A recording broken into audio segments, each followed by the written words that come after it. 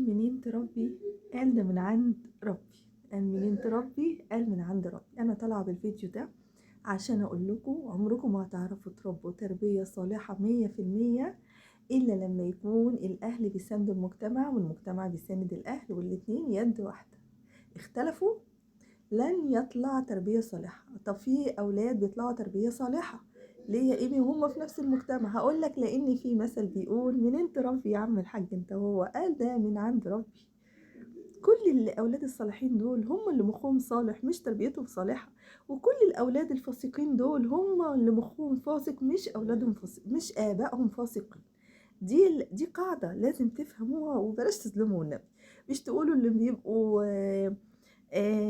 كانوا بارين بأهاليهم هيطلعوا ولادهم يكونوا بارين بيهم، واللي كانوا بيضربوا أهاليهم ولادهم هيطلعوا يضربوهم. ده ظلم من الناس دي.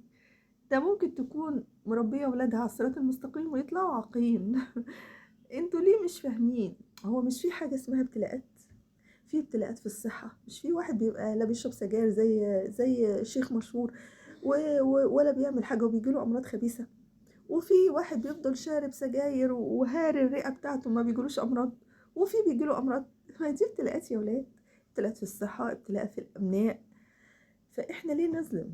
إحنا ليه طالعين نعك؟ وبعدين الأيام دي الحشيش في برسيم والله.